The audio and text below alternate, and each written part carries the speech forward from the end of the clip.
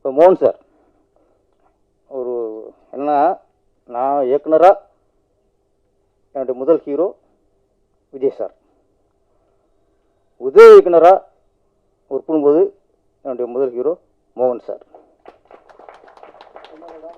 சகாதேவன் மகாதேவன் அதில் தான் நான் முதல் அசிஸ்டண்டாக ஒர்க் பண்ணுறேன். ஆமாம், அவர் உள்ள ஸ்பாட்டில் நம்ம வேலையை பார்த்ததை விட இவர் பார்த்துட்டே இருப்பேன்.